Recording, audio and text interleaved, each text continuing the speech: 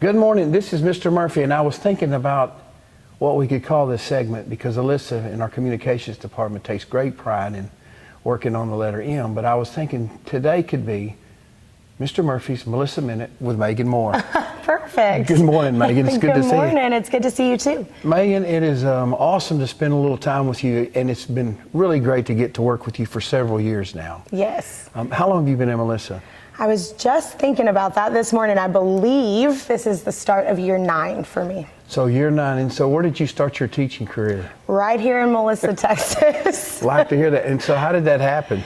It was a wild story. So I always knew I wanted to make theater a part of my life. So I studied theater all throughout high school and then in college as well. Both of my parents were in education, and so of course I ran far away from that at first. I said, I don't think I want to be an educator. I want to go out into the world and do theater professionally. So I moved to New York and lived that whole rat race for a few years. And the longer I was there, the more I found myself drawn back into the world of education. I started working with students in New York City, and I realized that's truly where my passion was.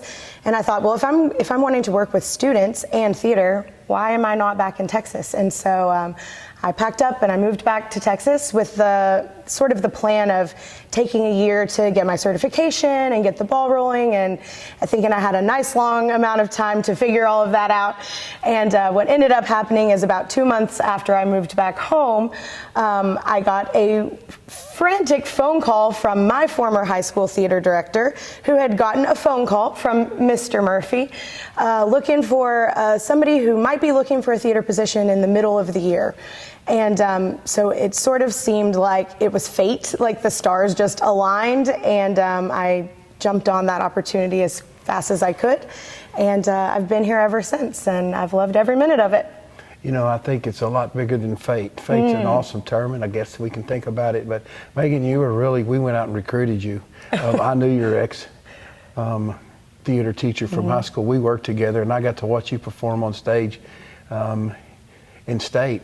And yes, a couple of different times and all kinds of things. But anyway, I always knew that you were going to be a special educator when you decided to take that journey. And, you know, the truth is, when we made that call, we weren't sure if you were going to be willing to get into education, so we were going to really work hard at that. But it was nice to find that you already had that kind of in mind. And I got to work with your mom and dad, and they're special people too. So we've got a little history. But Megan and Melissa, we talk about a lot of people want to teach, and the most important part of teaching is the learning part. So that means that there has to be a transfer that takes place from you as a teacher or theater director to those students. And what I see is that passion for when you were on the stage, when our kids get on stage, they light it up. Absolutely. And they sing and dance. Tell me how does that happen? How do you orchestrate it? How do you get those kids to do those spectacular things? It's a lot of hard work.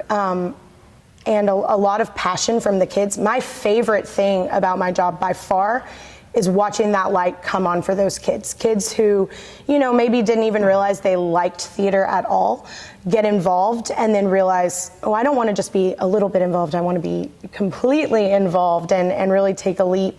And I think something that's unique about Melissa is that we are able to offer a lot of different aspects of theater, that our students are really able to find their specific niche. And I think that's probably what makes our program unique, in the sense that our students are able to take so much ownership. And I think that ownership really enables them to have that passion shine through them. You and I get to spend a little time watching Kyle Brenner and you work together.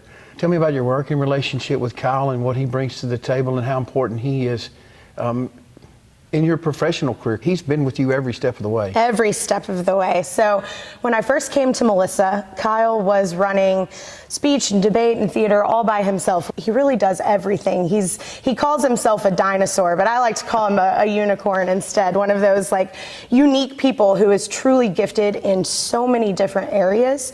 So he takes on all of our tech theater responsibilities, but he's also co-directing our productions. He's working with the actors. Our students have just learned tremendously from him, and I've learned tremendously from him as well. And then, so we've watched this program grow. We started at one place, and you know, our thought is, and Melissa, if we're going to do something, we're going to do it well. If we're going to commit, we're going to go all in. We're not going to stick our toe in the water. So with that being said, where are we today after 9 years, 10 years?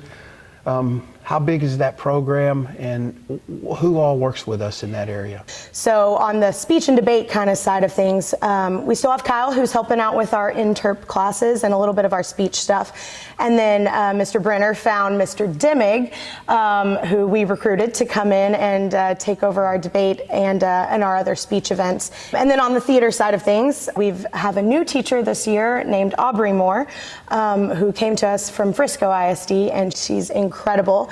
She teaches all of our Theater 1 classes, our advanced acting classes, and our JV theater production classes, and she's directing shows as well. She is also a whiz with stage management, so that has been something we've been interested in getting our students, more well-versed in, and she's only been here since August, but I've already seen that side of our program just explode, which is really running all of the behind-the-scenes aspect of a production.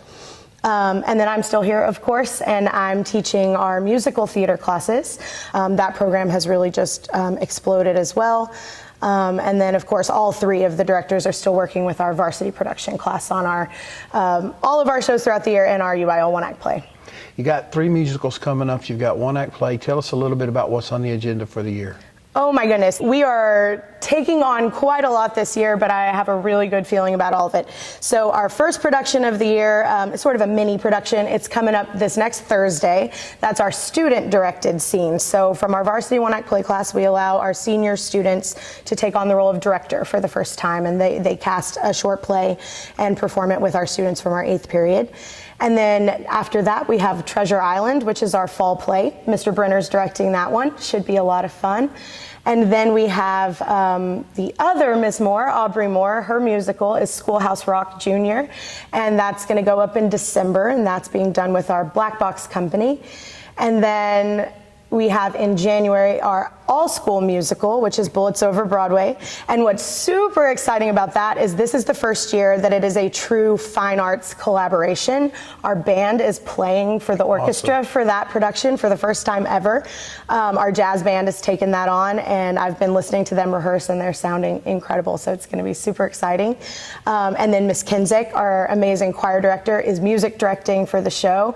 And then after that, we have our advanced musical theater class, which they're putting on their own musical this year. It's Tuck Everlasting. That will be in February. Awesome. We're really excited about that. I know our elementary students read that every year, so we're hoping that will be a good way to get them, to come out and get involved with theater.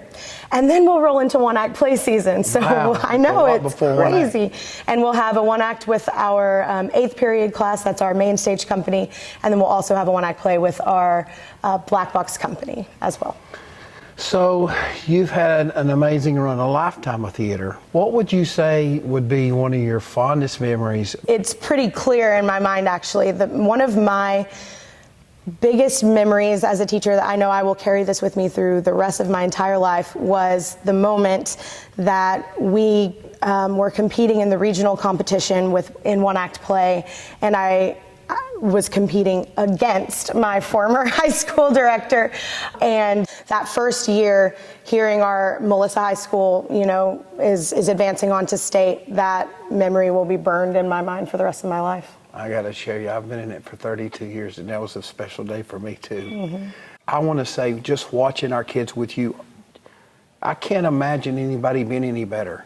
Oh. So with that said, I'm grateful. Thank you, Mr. Murphy. I'm grateful as well. Thanks for spending the time with Megan Moore and Mr. Murphy in a Melissa Minute. Take care.